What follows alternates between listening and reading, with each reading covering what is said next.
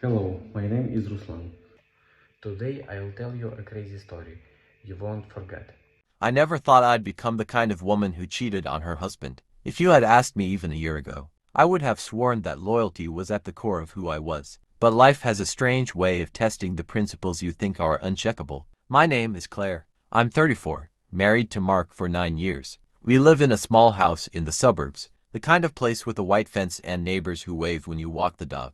On paper, we had everything people dream about: stability, companionship, a life built together. But stability can rot into monotony, and monotony can make you forget who you are. When my company announced I'd been selected for a month-long work training in Barcelona, I was thrilled. It wasn't just a career opportunity, it felt like oxygen. I had never traveled alone abroad before. Mark congratulated me, kissed my forehead, and said he was proud. But I could see it in his eyes he didn't like the idea of me being gone that long. "It's only a month," I told him. "Yeah," he said, trying to smile. "Just don't forget about me." I laughed, but inside I felt something sharp twist in my chest. I didn't want to forget him, but I wanted to remember myself. Barcelona was everything I had hoped and more. The city was alive in a way my quiet suburban neighborhood never was. Cafes spilling into sidewalks, music floating from bars, the hum of scooters weaving through traffic. I fell in love instantly. Comma. The training program was intense, but the evenings were free. That's when I met Daniel. He was British, from London, and had been in the industry for nearly as long as I had. Tall, confident, quick-witted, the kind of man who could make you laugh even when you didn't want to. We ended up sitting next to each other during lectures, swapping notes, joking under our breath. The first time we had dinner together, I told myself it was just networking. The second time, I told myself it was friendship. By the third, I had run out of excuses. The night it happened, we'd stayed out later than usual. The group we were with gradually dwindled until it was just us, walking under the glow of street lamps in the Gothic quarter. The air was warm, the city buzzing softly around us. "You seem different here," Daniel said. "Different how?" I asked, my heart fluttering. "Like you're alive. Back home, you probably feel trapped in routine, but here, you're free." I laughed nervously. "That's dramatic." "Maybe," he said, stepping closer. "But it's true." And then he kissed me. I froze for half a second, then kissed him back. The next morning, I stared at myself in the hotel mirror, mascara smudged, lips swollen. My phone buzzed with a message from Mark. "Good morning, hope training's going well. Love you." I typed back, "Love you too," with shaking hands. I told myself it was just a kiss. A mistake, but mistakes have a way of multiplying. Over the next 3 weeks, Daniel and I slipped into a rhythm. Morning coffees, flirty jokes during training, dinners that always seemed to stretch into midnight, and yes, nights in his hotel room. Every time, I swore it would be the last. Every time, I drowned the guilt in excuses. "Mark doesn't appreciate me. This doesn't count because it's temporary. I deserve to feel alive again." But I was lying to myself. And to him. Mark called me every few days. His voice was warm, steady, asking about my day, telling me about the little things back home: the dog, the yard, the leaky faucet he finally fixed. I forced laughter, told him I missed him, all while Daniel's hand traced lazy circles on my back. I was living in two worlds, and deep down, I knew they couldn't stay separate forever. When the month ended, I hugged Daniel goodbye at the airport. His arms lingered around me, his lips brushed my ear. "Text me when you get home," he whispered. I nodded, though I wasn't sure if I meant it. My stomach was knotted with guilt. I had a husband waiting for me, a man who had kissed me goodbye with trust in his eyes. Mark was there at arrivals, holding a small sign that said "Welcome home," Claire's sloppy handwriting. He grinned wide when he saw me. My chest tightened with shame. He pulled me into his arms. "I missed you so much." "I missed you too," I said, meaning it and not meaning it all at once. At first, everything seemed fine. The house smelled like home. My clothes went back in drawers, my toothbrush returned to its spot. But I wasn't the same. Mark noticed. "You've been quiet," he said one evening as we ate dinner. "Just tired," I muttered. "You've been back 2 weeks." "I'm still adjusting." He studied me, suspicion flickering behind his eyes. I thought I could bury Barcelona, pretend it never happened. But the memories clung to me like perfume: Daniel's laugh, his hands, the feeling of being wanted. I found myself scrolling through my phone at night, staring at his unsent messages, deleting his number, then saving it again. One Saturday morning, while Mark was outside mowing the lawn, My phone buzzed. A text from Daniel. Miss you.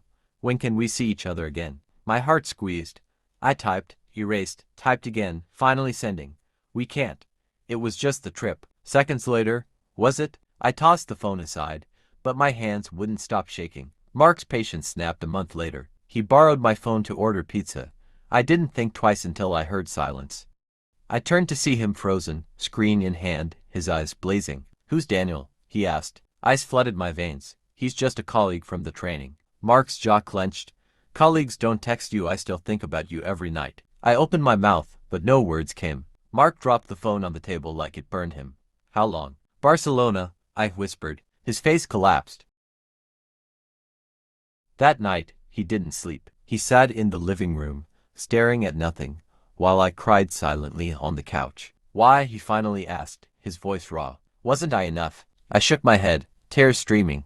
It wasn't about you. I felt alive again. You didn't mean it. His laugh was sharp, bitter. You kissed him, slept with him, hid it from me, and you didn't mean it. I reached for him. He recoiled. Do you love him? No, I said quickly. It was just what? Destroying us. The weeks after were unbearable. Mark barely spoke to me. The silence was heavy, suffocating. I tried to make his favorite meals, to act normal, but nothing pierced the wall between us. Friends noticed. My sister asked if we were okay. I lied, said stress, but inside, I was unraveling. Then one evening, Mark came home with papers in his hand. He laid them on the table. Divorce. I stared at the stack, heart splitting. Mark, please, we can fix this. His eyes were empty. You broke it. Every time I look at you, I see him. I begged therapy, promises, anything. But he was gone already. The divorce was swift, clinical. 9 years of marriage dissolved with signatures. I moved into a small apartment across town.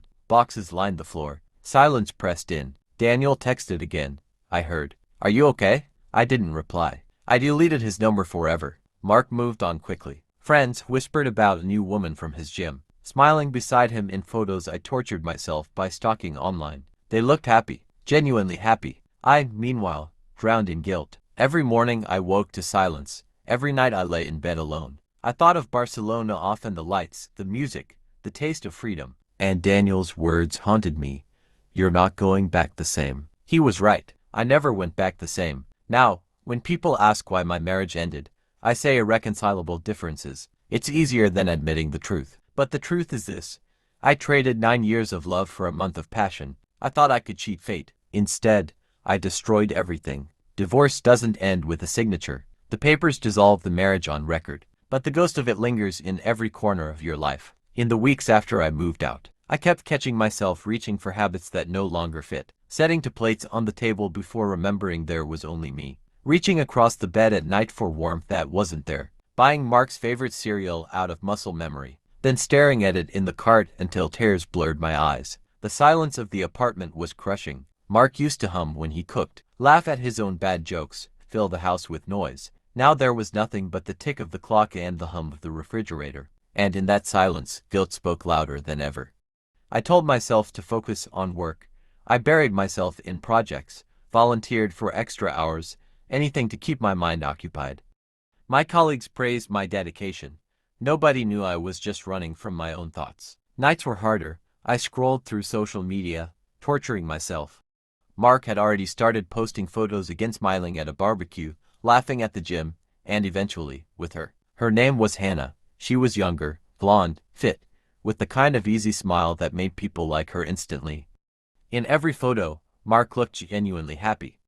Not the tired, worn-out man I remembered, but someone lighter, freer. Seeing him like that hurt more than anger ever could. Daniel reached out a few more times. Are you okay? Do you want to talk? I ignored him. The thought of hearing his voice made me sick. He had been part of the fire that burned my life down. But blaming him was pointless. I had lit the match myself. Months passed, and I tried to rebuild. I joined a yoga class, started journaling, even saw a therapist once a week. The therapist asked me hard questions. Why did I cheat? What was I looking for? What did Daniel give me that Mark didn't? I didn't have good answers. I cried a lot.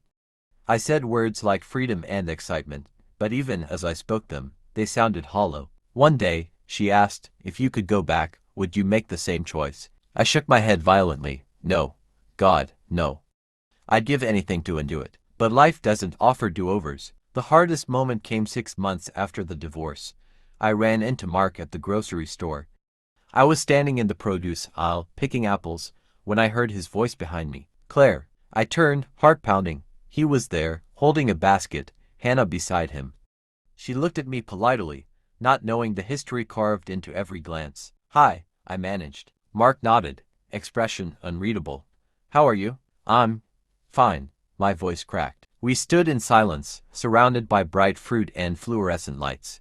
Finally, Mark said, "Take care of yourself." And just like that, he walked away with her. I stood frozen, apples trembling in my hand, my chest aching like it might split open. That night, I drank too much wine and cried until I couldn't breathe. I thought of our wedding day, his hand squeezing mine, the way he whispered forever when we kissed. I thought of all the nights we lay tangled on the couch, laughing at dumb shows, dreaming about trips we never took. And then I thought of Barcelona, Daniel's lips, the thrill, the rush. A single month that had cost me everything. It wasn't worth it. It had never been worth it. Now, nearly a year later, I live quietly. My apartment is still small, still silent, but I've learned to fill it with my own noise music, audiobooks, sometimes even my off-key singing. I'm not healed, not really, but I'm surviving. And when people ask why my marriage ended, I don't tell them the whole truth.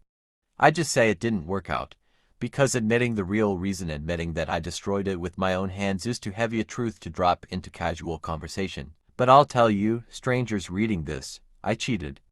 I betrayed the man who trusted me, and I regret it every single day. Time doesn't heal everything, it just teaches you how to live with scars. By the second year after the divorce, I had learned to function again. I woke up early, made coffee, went to work, came home, cooked dinner for one. The ache in my chest dulled, but it never disappeared. It lurked beneath the surface, waiting for quiet moments to rise. I stayed away from dating.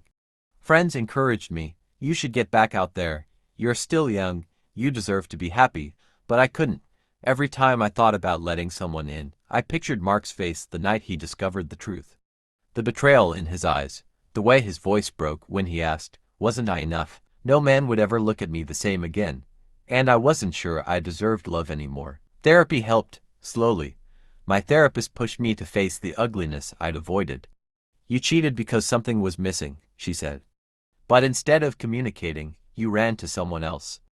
That choice destroyed your marriage, but it doesn't have to destroy your future." I wanted to believe her, but part of me clung to the punishment, like I needed to carry the weight forever. Then, one afternoon, fate twisted the knife again. I was walking downtown, carrying groceries, when I spotted Mark across the street. He was holding Hannah's hand. She was visibly pregnant. They looked radiant. She glowed, he smiled, their fingers entwined. My chest caved in. I ducked into a cafe before they saw me, set the groceries on a table, and buried my face in my hands. This was supposed to be my life. We had once talked about kids, about filling our house with laughter and chaos. I had imagined Mark holding our baby, his eyes soft with love. And now, that dream belonged to someone else because I had thrown it away. That night, I drank until I passed out. The next morning, I stared at myself in the mirror, pale, hollow-eyed, broken. And for the first time, I said the words out loud. I did this to myself. It was both crushing and liberating. Months later, I ran into Mark again. This time, there was no Hannah by his side, just him, pushing a stroller. We locked eyes. "Claire," he said softly. "Hi," I whispered, throat tight. I peeked into the stroller. A baby girl with bright eyes and a gummy smile stared back at me. My heart twisted. "She's beautiful," I said. He nodded, smiling faintly. "Her name's Lily." Silence stretched between us. For a moment, I wanted to spill everything, to apologize again, to beg for some scrap of forgiveness. But I bit it back. He had moved on.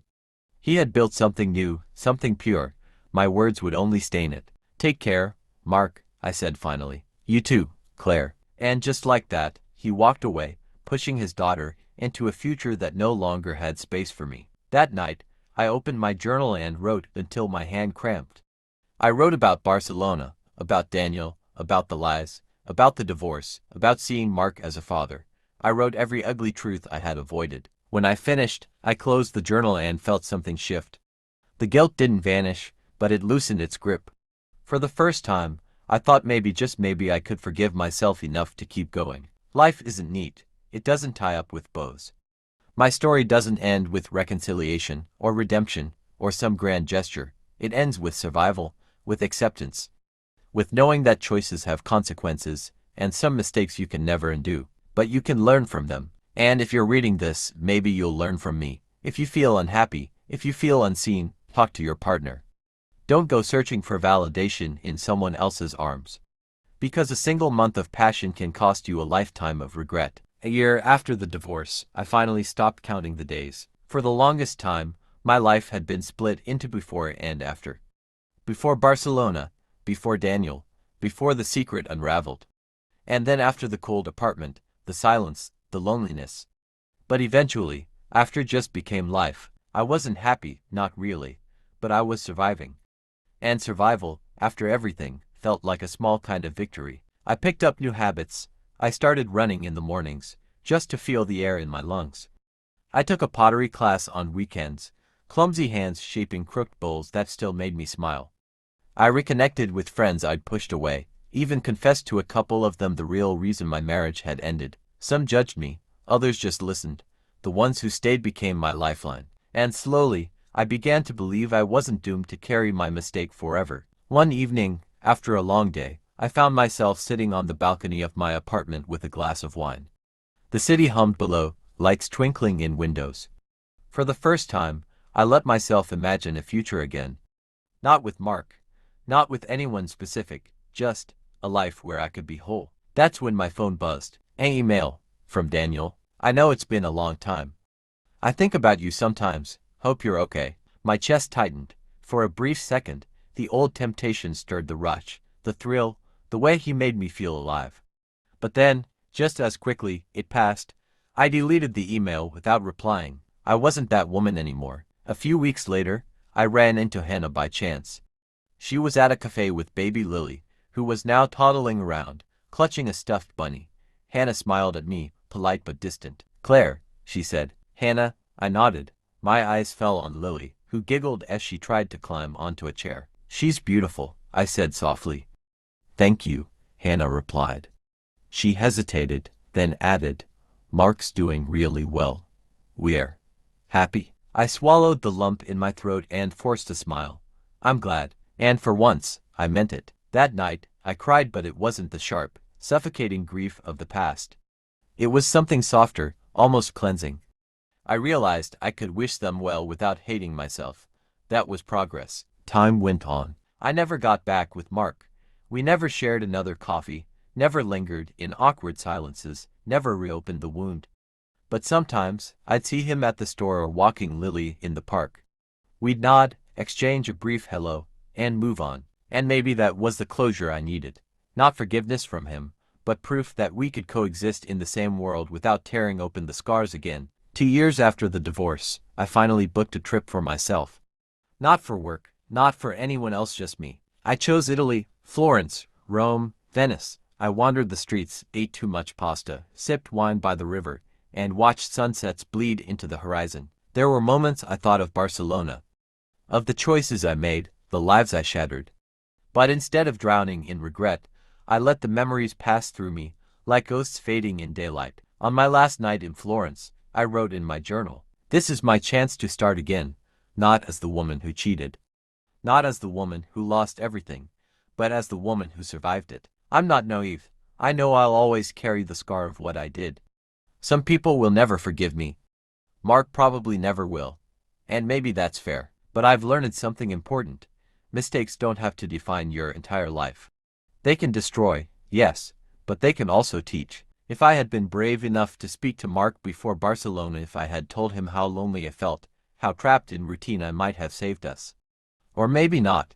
Maybe we still would have fallen apart, but I'll never know, because I chose silence, and in that silence, I chose betrayal. So if you're reading this, and you're unhappy in your relationship, don't do what I did. Don't look for escape in someone else's arms.